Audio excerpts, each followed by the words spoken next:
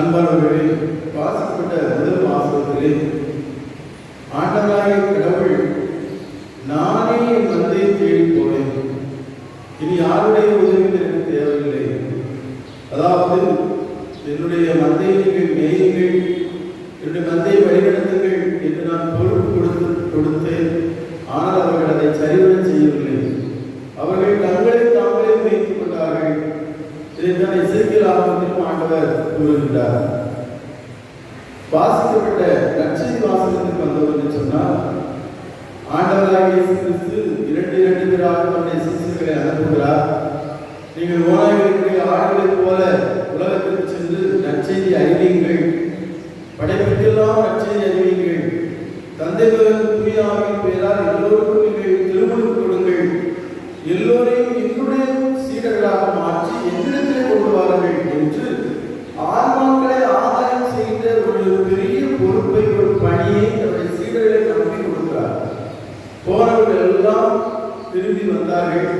திரும்பி வந்து இயேசுவிடத்திலே தாங்கள் செய்தவை, தாங்கள் பார்த்தவை, தாங்கள் உணர்ந்ததை, தன்னுடைய அனுபவங்களை இயேசுவோடு பகிர்ந்து கொள்கிறார்கள். நிச்சயமாக கரடுமுரடான அனுபவங்களை அவர்கள் பகிர்ந்துக்கு கூடும். மிகவும் டயர்டாக அவர்கள் காணப்பட்டார்கள். எனவே இயேசு அவர்களை பார்த்து சொல்கிறார், நீங்கள் பாலைவனத்திலே அந்த பக்கம் போய் சற்று தனிமையான இடத்தில் சென்று சற்று ஓய்வெடுங்கள்,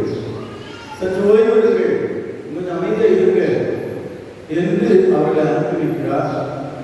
அவர்கள் அங்கே போகிறார்கள். ஆனால் அவர்கள் எல்லாரும் இயேசுவோடு அங்கே போய் சேரும். அங்கே படகிலிருந்து இறங்கும் போது மக்கள் எல்லாம் எங்கிருந்துதான் வந்தார்களோ, டீசர்களை போல ஏராளமான மக்கள் அங்கே வந்துவிட்டார்கள். பெருங்களான மக்களை இயேசு பார்த்தார். இயேசுடைய உள்ளத்தில் இருந்து வருகின்ற இந்த வார்த்தைகளை இன்றைக்கு நற்செய்தியாக நமக்கு கொடுக்கிறார். இயேசு கிறிஸ்து சொல்கிறார், அவர்கள் எல்லாம் கண்டார், ஆயிரங்களா ஆடுகளை போல மக்கள் அழைக்கப்படுவதை பார்த்து இயேசு அவர்கள் மீது பரிவு கொண்டார் என்ற ஒரு வசனம் அங்கே சொல்லப்பட்டிருக்கிறது. எனவே அவர் அவர்களுக்கு பலவற்றை கற்றுக் கொடுத்தார், போதித்தார். வழிநடத்துவதற்கு ஆட்கள் இல்லை. இன்றைக்கு இதுதான் உலகத்திலே மிகப்பெரிய ஒரு சிக்கலாக இருக்கிறது. வழிகாட்ட நல்ல தலைவர்கள் இல்லை. எல்லா தலைவர்களும் மக்கள் தலைவர்கள் என்று சொல்லுவர்கள் எல்லாம் மக்களை சுரண்டி வாழ்கிறார்கள். இன்னைக்கு பெட்ரோல் டீசல் விலை உச்சத்துக்கு எட்டுகிறது. நிறைய பொருளாதார வல்லுநர்கள் சொல்லுகிறார்கள், இப்படி இவ்வளவு காசு கொடுத்து நாம் கச்சா எண்ணெயை வாங்கவில்லை, இதை மக்களுக்கு குறைத்து கொடுக்கலாம். ஆனாலும் ஆட்சியாளர்கள் மக்களுக்கு வியர்வையை முறிச்சு உண்ண வேண்டும் என்று ஆசைப்படுகிறார்கள். இதைத்தான் இயேசு 2000 ஆண்டுகளுக்கு சொல்லியிருக்கிறார். பயங்கரமான வரிகள் மக்கள் மீது சுமத்தப்படுகிறது. ஆங்கிலேயர்களுடைய காலத்தில் இருந்ததை விட இன்றைய காலகட்டத்தில் அதிகமான வரி. ஒரு பெட்ரோல் பல்கிலே ஒரு 1000 ரூபாய்க்கு பெட்ரோல் போட்டு அந்த ஏடிஎம் கார்டு அதை கொடுத்து ஸ்வைப் பண்ணும்போது 8 ரூபா 56 பைசா இருக்கிறார். இப்படி இது நாடு முழுவதும் 8 ரூபா 56 பைசா எக்ஸ்ட்ரா, 1008 ரூபா 56 பைசா எக்ஸ்ட்ரா ரூபா போகணும். இது ஒரு 50 கிலோமீட்டருக்கு ஒவ்வொன்று கட்டி வச்சிருக்காங்க. வரிசையா காரணம் பிச்சை எடுக்கிறாங்க. புட்டா இங்கிருந்து நாகூருக்கு போறதுக்கு 600 ரூபாய் அழகு. எவ்வளவு? 600 ரூபாய். அதுக்கு டீச்சராக ரொம்ப வேதனையை விழித்திலே மக்கள் இருக்கிறாங்க. மக்களை உறுச்சி வாழக்கூடிய இது ஆட்சியாளர்கள். ஒரு தலைவர் எப்படி இருக்க வேண்டும், ஒரு தலைவர் எப்படி மக்களுக்காக உழைக்க வேண்டும், மக்களுக்கு எந்த அளவுக்கு இலவசம், எந்த அளவுக்கு குறைந்து கொடுக்க முடியுமோ அந்த அளவுக்கு மக்களுடைய வியர்வை உறிஞ்சி உண்ணாமல் வாழ வேண்டும் என்ற ஒரு செய்தியை சொல்கிறார். இதை அவர் உலக ரீதியிலே பார்ப்பதற்கு மட்டுமல்லாமல் ஆன்மீக ரீதியில் சொல்கிறார். இன்றைக்கு மக்களுக்கு உலகியல் சார்ந்த நிறைய ஆலோசனைகள் தேவைப்படுகிறது. கவுன்சிலிங் சென்டர் நிறைய ஆரம்பிச்சிட்டாங்க. ஏகப்பட்ட கவுன்சிலிங் சென்டர்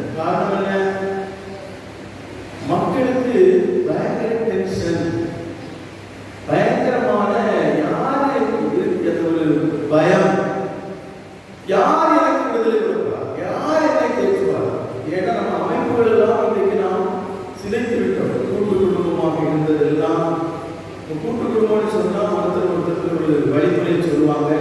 இது சரி, இது நல்லது, இது கெட்டது, இது இப்படிதான் செய்யணும் அப்படின்னு பெரியவங்க சிலவங்க எல்லாரும் கூட்டிடாங்க, பேசி ஒரு நல்ல வழிக்கு போவாங்க. ஆனா இன்னைக்கு இல்லை. இன்னைக்கு கணவன் மனைவி திருமணமான மறுநாளே தனியா போயிட்டாங்க, போய் சண்டை போடுறாங்க, அடிக்கிறாங்க, உதைக்கிறாங்க, ஒரு வாரத்தில் டைவர்ஸ் அப்படிங்கிறாங்க. ஏகப்பட்ட குடும்பத்தில் ஏகப்பட்ட பிரச்சனைகள் இருக்கிறது. மனம் கூட வேதனையோடு மக்கள் வாழ்ந்து கொண்டிருக்கிறார்கள். நீங்க உலக பார்த்திருக்கீங்க, எத்தனை பேர் சந்தோஷமாக இருக்கிறீர்கள், மகிழ்ச்சியோடு இருக்கிறோம். இந்த உலக வாழ்க்கை தான் அப்படித்தான் இன்ட்ரெஸ்டா வாழ்ந்துட்டு எல்லாருமே அடிபட்டு மிதிப்பட்டு நெஞ்சு நொந்து நூடுல்ஸ் ஆகி எல்லாமே இருக்கிறது. சாப்பிடுறதுக்கு உணவுப் பொருட்கள் இருக்க நல்ல இடம் இருக்குது, உடுக்க உடை இருக்குது, பிள்ளைகள் இருக்கிறார்கள், கணவன் இருக்கிறார், எல்லாருமே இருக்காங்க. ஏதோ ஒன்று நம்மை தவறு, ஏதோ ஒரு வெற்றிடம் நம்முடைய உள்ளதிலே இருக்கிறது. இதுதான் இயேசு கிறிஸ்து அன்னைக்கு அந்த மக்களை பார்த்தார். ஆயிரம் ஆடுகளை போல அவர்கள் அலைக்கழித்துக் கொள்வதை பார்த்து அவர்கள் மீது பறிவு கொண்டார். யாரும் நல்ல வசனத்தை சொல்ல மாட்டார், யார் என்னை தேற்ற மாட்டார், யார் எனக்கு உதவி செய்ய மாட்டார், யார் என்னை வழிகாட்ட மாட்டார், எனக்கு நீ யார் இருக்கிறார்? இந்த உணர்வு இன்றைக்கும் மக்களிடத்தில் இருக்கிறது. எனக்கு யார் இருக்கிறார்?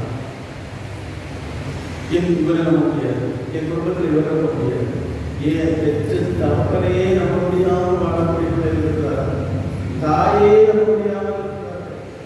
அவ்வளவு பாரத்தை உள்ளத்தில் வைத்துக் கொண்டு இன்றைக்கு உலகத்தில் நாம் வாழ்ந்து கொண்டிருக்கிறோம். ஏதோ பிரபஞ்சம் வாழ்ந்து முடிக்கணும்.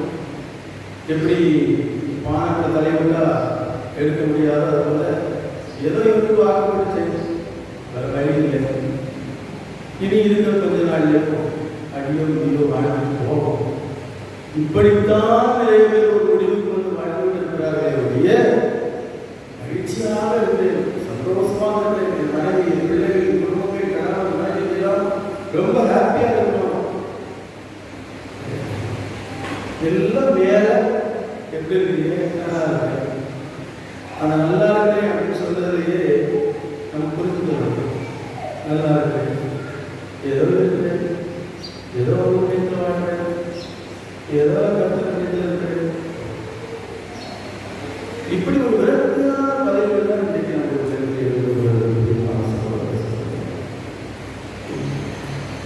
நாம் இன்னைக்கு தவறான ஒரு வழிக்கு போய் கொண்டிருக்கிறோம். இது உண்மையான விடுதலையை வழங்குவது, உண்மையான மகிழ்ச்சிக்குள்ள சொந்தக்காரர் அது இயேசு கிறிஸ்து மட்டும்தான் என்பதை அறிவித்து உறுதியாக நாம் சொல்லணும். இதை அவங்க எல்லாருமே ஃபீல் பண்ணணும். திருமண சுவடியில முதல் கேள்வி அதுதான், மனிதன் உலகில் இன்பமாக வாழ விரும்புகிறான், உண்மையான இன்பத்தை தருகிறவரும் அதற்கு ஊற்றாக இருக்கிறவரும் கடவுள். கடவுளை நாம் எவ்வாறு அடையலாம்? அடுத்த கேள்வி.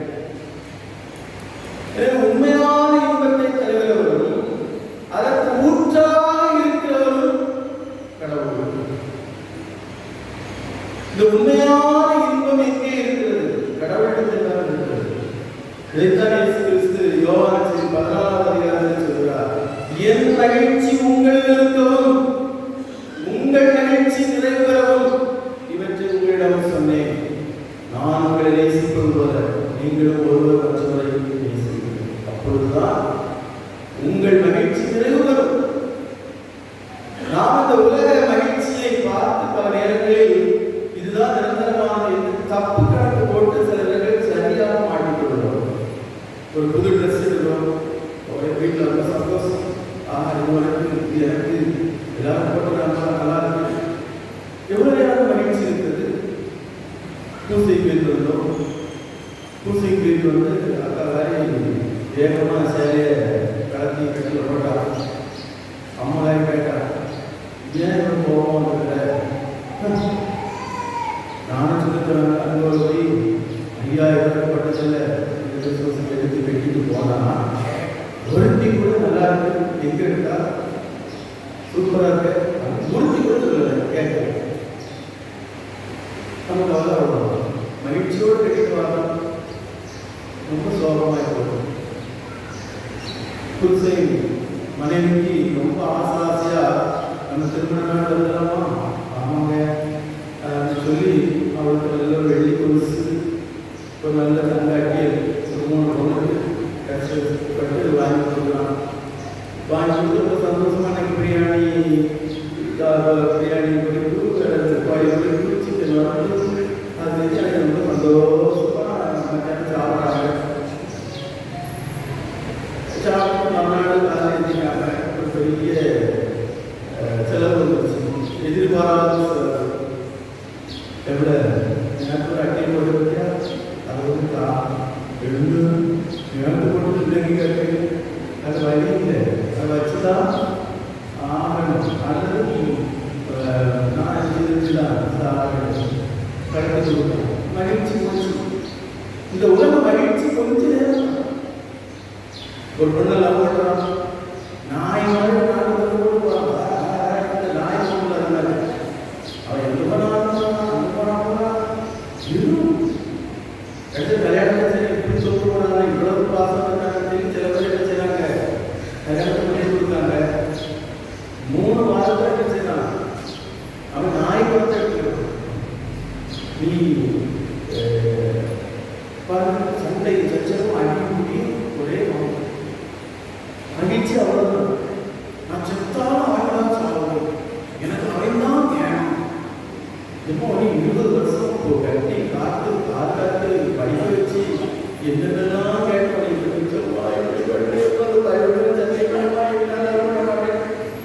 எல்லாம் கல்யாணத்தை பண்ணி கொடுத்தாங்க, போயிருந்தாங்க. எனக்கு அவங்க கிடைச்ச ஒரு பிள்ளையோட வந்து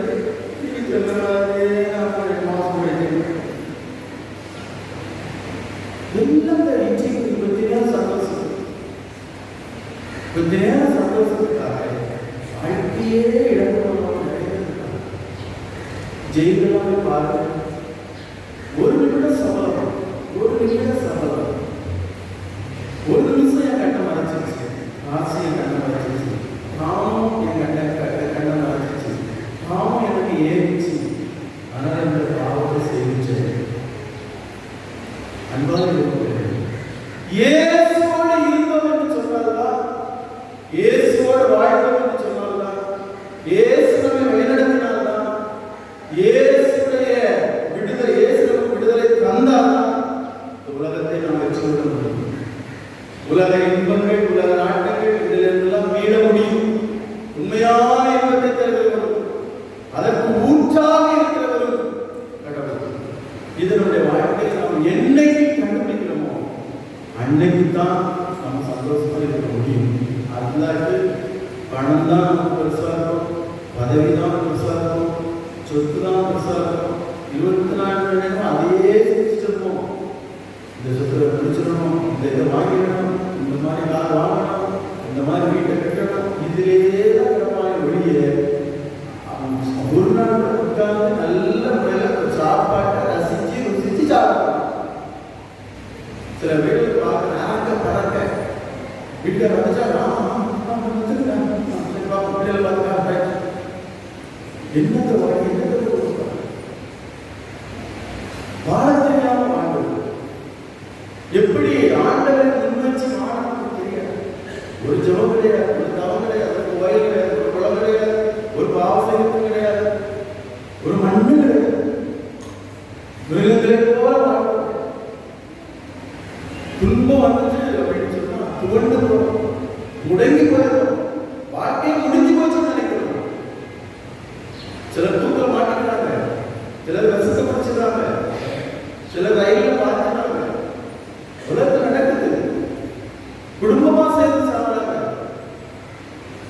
இயேசு கிறிஸ்து எந்த வீட்டில் இல்லையோ, உங்களுக்கு படிச்சு சொல்றேன், இயேசு கிறிஸ்து எந்த வீட்டுக்குள்ள இல்லையோ, இயேசு கிறிஸ்து யாரெல்லாம் வழி நடத்தவில்லையோ, இயேசு கிறிஸ்து எங்கெல்லாம் அவருடைய வார்த்தை வாசிக்கப்படவில்லையோ, எல்லாம் கொஞ்ச நாள் நல்லா இருக்கும், கொஞ்ச நேரம் நல்லா இருக்கும், சந்தோஷம். ஆனா பெருமையான ஒரு சந்தோஷத்தை இயேசுவே நமக்கு தரணும். அதனால இயேசு சொன்னார், உலகத்திலே உங்களுக்கு உபத்திரம்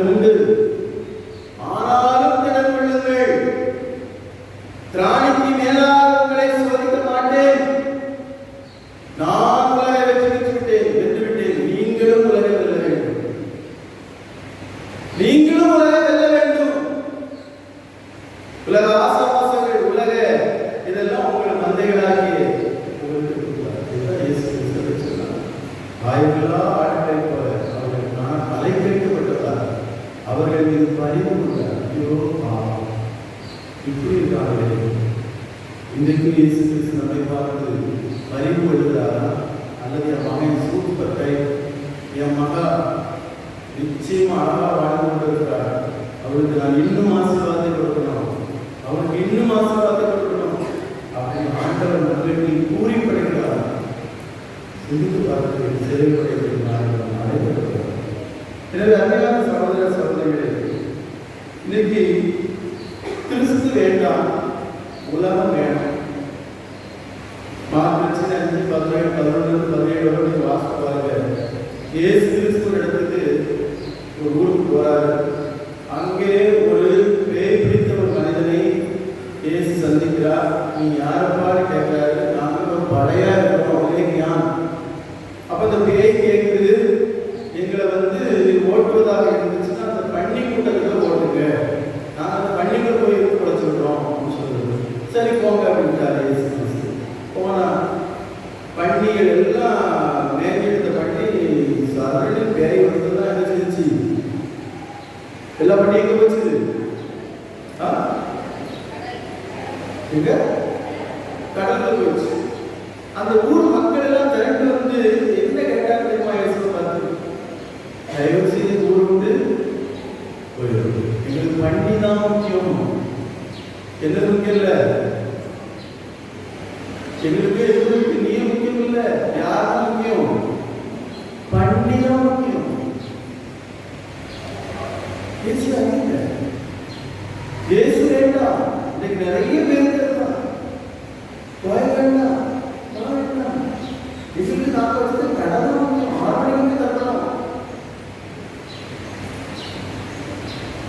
பெரிய பெரிய கப்பல் வியாபாரி கூட கப்பல் கடலை கட்டி போட்டுச்சுன்னா பூசிக்குவாங்க.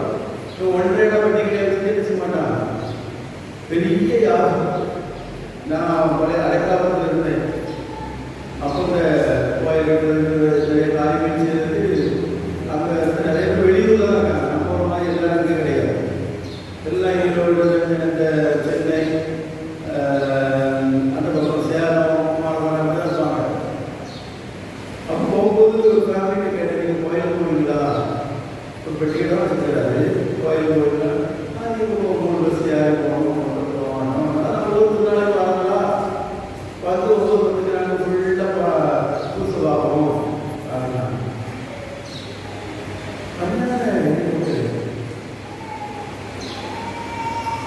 இன்னைக்கு நாம இயேசு வேண்டாம், மற்ற உலக பரவாயில்ல எல்லா காரியங்களும் வேணும். நான் தூத்துக்குடி மாதாவரில் திருத்தொண்டராக இருக்கும்போது பெரிய பெரிய கோடீஸ்வரர்கள் கப்பல் மாணவிகள் வெளிநாட்டுக்காரங்க, பிலிப்பைன்ஸு அங்கே பூசிக்க வருவாங்க. 9 மணி இங்கிலீஷ் கிளாஸ் வருவாங்க. ஆச்சரியமாக இருக்கும். பெரிய கோடீஸ்வரர்கள் அங்கே சில நேரம் கப்பல் விருதுக்கு கூடுவாங்க. போனால் அவ்வளோ சம்பளம் 15 lakhs வருவாங்க. அப்போவே 15 லட்சம் 20 லட்சம். அவன் அவளுக்கு போட்டுட்டு நம்ம அடுத்து 1.5 பட்டி கிடையாது கோயிலுக்கு போகிறது. ஏன் அந்த நம்பிக்கை வர மாட்டேங்குது? ஃபாதர், நான் கோயிலுக்கு போறேன்னா எனக்கு அவனுக்கு வியாபாரம் போச்சு. ஏன் ஆண்டவர் மத்தியானம் கோயிலுக்கு போயிட்டு வந்து மத்தியானத்துக்கு மேலே கடையை திறந்து வை, உனக்கு காலையில் வர வருமானத்தை 2 மணிக்கு சேர்த்து கொடுப்பாரு. நீ அவருக்கு முக்கியத்துவம் கொடுக்கும் போது உலகம் வேண்டாம், ஏசு எனக்கு வேணும்னு சொல்லி எல்லாரும் சேர்ந்து வைக்கிற ஆண்டவராக இருக்கிறார். அதே போல இன்னைக்கு விடுதலை வேணும், ஆனால் இயேசு வேண்டாம். இப்படிப்பட்ட ஒரு மனநிலை. விடுதலை வேண்டும், ஆனால் யார் வேண்டாம்? எனக்கு நோய் இருக்கக்கூடாது, கஷ்டமே இருக்கக்கூடாது, பேய் இருக்கக்கூடாது, எந்த தொந்தரவும் இருக்கக்கூடாது, எவனும் எதுவுமே இருக்கக்கூடாது, எனக்கு எல்லாத்துக்கும் விடுதலை இருக்கணும். ஆனா இயேசு வேண்டாம். சிலுவை வைக்க மாட்டேன், கோயிலுக்கு போக மாட்டேன், பைபிள் படிக்க மாட்டேன்,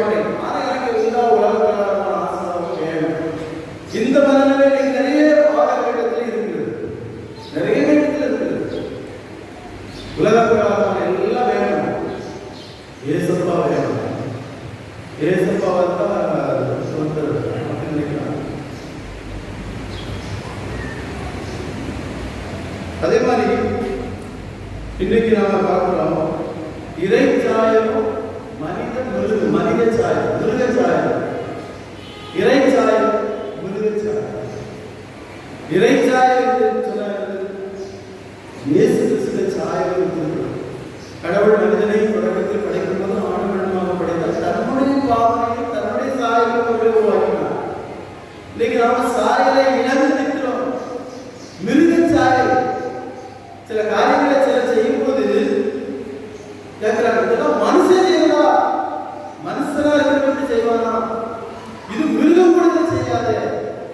இந்த மாதிரி ஒரு பாவத்தை நீ செஞ்சிச்சியே, இந்த மாதிரி ஒரு வார்த்தையை சொல்லிச்சியே, நீ விளங்குவியா, நீ உருப்படுவியா கேட்கிறாங்க. வெளிநாட்டுக்கு வேலையை எடுக்கிறார் என்று சொல்லிட்டு வந்தேன். நான் போகிறேன், வெளிநாட்டுக்கு ஆட்கள் எடுக்கிறேன்னு சொல்லி எல்லாத்தையும் பாஸ்போர்ட்டை வாங்கி ஒரு பாஸ்போர்ட்டுக்கு இத்தனை லட்சம்னு சொல்லி அப்புறம் வேலை நகை கடனை எடுத்து அடகு வச்சு அவனை கட்டி சேர்த்து வெளிநாட்டுக்கு அனுப்புவான்னு சொல்ல அவன் கோடிக்கணக்கில் சம்பாதிச்சு அவன் ரொம்ப அவன் ஒரு நாள் ஒரு ஃபேமிலி கூப்பிட்டாங்க. 5 லட்சம் எப்படியாவது வாங்கி பாஸ்போர்ட்டை திருப்பி வாங்க சொல்லும்போது அவன் சந்திக்கிறது போகிறோம் பெரிய இருக்கும், பெரிய வெட்டி முடிச்சு நேரம் அந்த மாதிரி பெரிய ஓனர் உள்ள உட்கார்ந்துருக்காரு. அவரை பார்க்கறதுக்கு பெரிய அளவு வெள்ளைக்கில மட்டும் பிடிக்காது. போனோம், போய் பார்க்கும்போது ப்ராசஸில் இருப்பாங்க. அவங்க பெரிய விரிவாக பேசுகிறாங்க. அந்த அம்மா அவனை பார்த்து கேட்டுச்சு. அந்த அப்படியே மனசில் கிடைக்கிறது. அந்த அம்மா கண்ணீரோடு அவனை பார்த்து கை கேட்டாங்க, இதெல்லாம் உருப்படுவியா? எத்தனை வாலிப வயதில் எதிர்காலத்தில் வீணடிச்சிருக்க, இதெல்லாம் ஆண்டவருக்கு கணக்கு கொஞ்சமா மனசாட்சி இருக்கா, இதயத்துல ஈரம் இருக்கா, உன் மனசுல களிமண்ணை ஆண்டவர் வச்சிருக்காரு.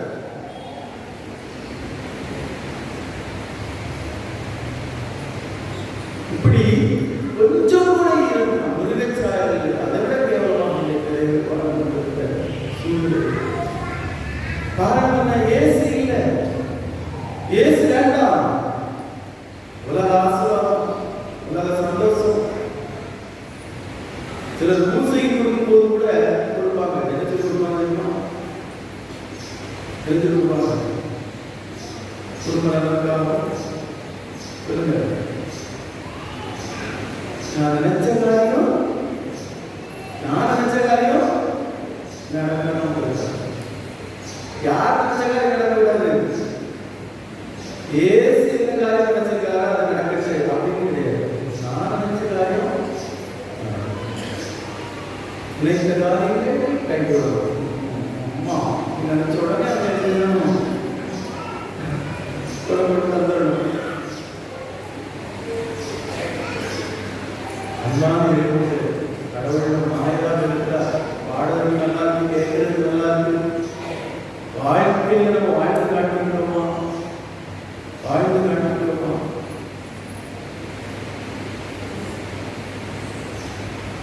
இந்த நாளிலே நம் மீது பரிவு மக்களை நேசம் கொண்ட ஆண்டவர் இயேசு கிறிஸ்து உயிரோடு இருக்கிறார்.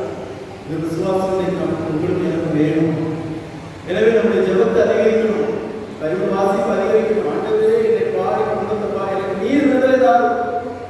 நான் ஒரு நடைமுறையாக இருக்கிறேன். முடியாததை முடிய செய்வார், அடையாததை அடைய வைப்பார்.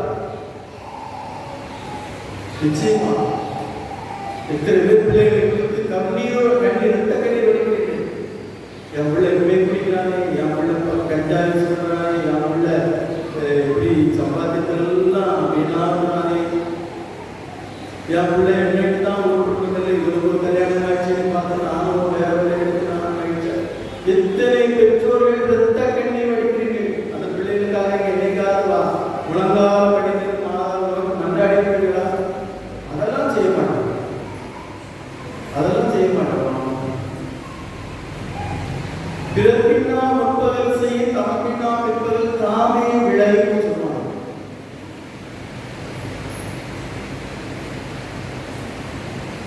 முன்னாள் இருப்பாங்கல்ல, 4 பையன் 3 பொண்ணு 7 பேர். அவங்க கஷ்டப்பட்டு செய்யும். ஆனா அந்த கஷ்டத்தை மேனேஜ் பண்ணலாம். அப்ப மூத்த பையன் +2 படிக்கிறான். உடனே தாய் கவர்மெண்ட்டும் சொல்றேன், நீங்க படிக்க வைக்கிற ஆர்டிக்காக படிக்க வைக்க அவங்களுக்கு இருக்காங்க. அதான் அவன் இப்போ மெடிக்கல் கணக்கு போகிறோம். மெடிக்கல் கணக்கு மெடிக்கல் கிடையாது, வேலை பார்க்கணும். 2வது படிச்சான். இவனையா படிக்கிறீங்க, நல்ல படிக்கிற பையன், ரொம்ப ஆசைப்படுறான். அவனுக்கு நல்ல அன்னை கூட கொட்டனார் வேலை ஆசைப்படுறான். 3வது அவன் படிப்பே வராதான், படிப்பே போக வேண்டாம். அவன் இருந்தாரு எங்கேயும் மெட்ராஸ்லையும் கிடையாது. ஒரு பிள்ளையே படிக்கிறது கொட்டப்பிள்ளை அவ்வளவு 8 முடிச்சது, ஊரில் 8 முடிச்சது தான் தரிசிட்டாங்க. பிள்ளையிலிருந்து பணம் தேவை. காய் பக்கம் வண்டியில் வேலைக்கு போகிறது. 3 4 ரூபா, 2 3 ரூபா, 2 ரூபா அனுப்பு கொண்டா கொண்டா வாங்கி நல்ல வெத்திரை போட்டு துப்பி தான் ஆயிடுச்சு. அவர் நல்ல சொல்லிட்டு எழுப்பாரு, நம்ம வெத்திரை போட்டு கடைசியில் என்னாச்சு? கடைசியில் ஓரமாக புதுதை குறையுதுன்னு சொல்லுவாங்கல்ல, பிள்ளைங்க எப்படி பாசம் பண்ணுவாங்க.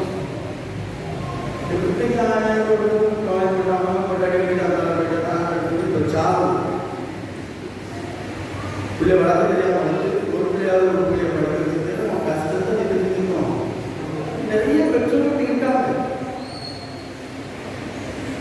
நம்ம வாழ்க்கை ஒரு குடும்பத்தையே ஒரு பிள்ளையே பயன்பட்டு அதை பாட்டி அழகா கற்கையிலே பிச்சை குனினும் பிச்சை எடுத்தாத பிள்ளை படிக்க நீ அந்த பிள்ளைக்கு பிச்சை எடுக்காத. உண்மையான எனவே இந்த காலகட்டத்தில் நாம் எப்படி வாழ்ந்திருக்கிறோம், எங்கே போய் கொண்டிருக்கிறோம் என்பதை இன்றைக்கு நின்று நிதானத்தை சிந்தித்து செயல்பட நமக்கு அருமையான வாய்ப்புகளை நமக்கு கொடுக்கிறார். எனவே நாம் எல்லோரும் இயேசுவை திரும்புவோம். உண்மையான இன்பத்தை தருகிறவரும் அதற்கு ஊற்றாக இருக்கிறவரும் இயேசுதான். எனவே உண்மையான இன்பத்துக்கும் உண்மையான விடுதலை நமக்கு தரக்கூடியவர் இயேசு மட்டும்தான். எனவே இயேசுவிடத்தில் சரணடையப்பட்டது, இயேசுவை சிக்கிட்டு பிடிச்சுக்கொள்வது எல்லாவற்றையும் அவர் பார்த்துக்கொள்வார். பொருளாதார சிக்கலா, இது குடும்பத்தில் தடையா, குடும்பத்தில் கணவன் மனைவிக்குள்ள ஒரு சமரசம் இல்லையா, பெற்றோர் பிள்ளைகளிடையே ஒரு முன்னேற்றலையா, பிள்ளைகளுக்கு வேலை கிடைக்கலையா, எதெல்லாம் உங்களை இன்னைக்கு ரொம்ப கஷ்டப்பட்டுள்ளோ, அலைக்கழிக்கப்பட்ட ஒரு நிலையில் இன்னைக்கு நம்மளை எதெல்லாம் கொண்டு போவதோ, ஏசுவிடத்தில் போனாதான் அதுக்கு தீர்வு. ஒன்று மட்டும் புரிஞ்சுக்கீங்க, எங்க போனாலும் தீர்வு கிடையாது. மகன் உங்களுக்கு விடுதலை அளிக்காவிட்டால் விடுதலை உங்களுக்கு கிடையாது. இதுவே பாவிகளை தேடி ரட்சிக்கவே மாநிலம் உலகத்தில் வந்தார். எவனொருவன் இயேசு கிறிஸ்துவின் வார்த்தையை நம்பி அதன்படி வாழ முற்படுகிறான், அவன் கற்பாறையில் கட்டப்பட்ட வீட்டுக்கு போவான். மழை பெய்தது, வெள்ளம் அடித்தது, வீட்டின் மேல் மோதியது விடவில்லை.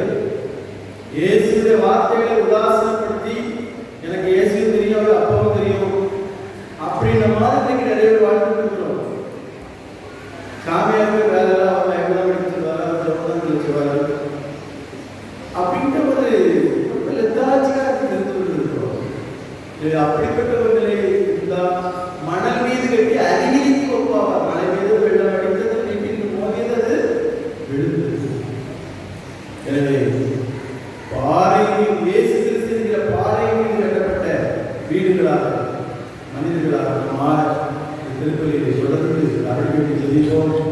இறைவன் இயேசு கிறிஸ்து நம்ம எல்லார் மீதும் பரிந்து கொள்கிறார். அவர் பாசமுள்ள ஆண்டவர், நேசமுள்ள ஆண்டவர், கருணை உள்ளவர். அவர்கிட்ட போய் ஐயா அப்படிங்க கை கட்டினா ஒரு யாரை தள்ளுவதில்லை என்று சொல்லியிருக்கிறேன். யாரையும் தள்ள மாட்டார். நான் இவ்வளவு பெரிய பாவம் செஞ்சுச்சேன், என்னைக்கு ஆண்டவர் நல்ல செய்வாரா, என்னைக்கு கொடுத்துக்குவாரா, அந்த நம்பிக்கை, அந்த அவநம்பிக்கைலாம் உங்களுக்கு வேண்டாம். அவர் நிச்சயமாக ஏற்றுக்கொள்வார். அறிவுள்ள கடவுளுக்கு பாருங்கள். ஆடுகள் எவ்வளவு தவறு செய்தார்கள், இயேசுவிடத்திலே அழைக்கப்பட்ட ஒரு நிலையில் நாம் செல்கிற போது, கண்ணீர் கம்பளமாக அவர்கள் முன்பே இருக்கின்ற போது இயேசு அப்படியே அரவணைத்து நமக்கு தேவையான இறைவனை நிறைவாக செய்வார். இத்தகைய நம்பிக்கையோடு திருப்பலில் வந்து கொண்டாடுவோம். இதை உங்களுக்கு குடும்பங்கள் குழந்தைகள் செய்த எல்லா விதமான தொழில் முயற்சிகள், கடலிலும் கரையிலும் நீங்கள் படுகிற அத்தனை பாடுகளிலும்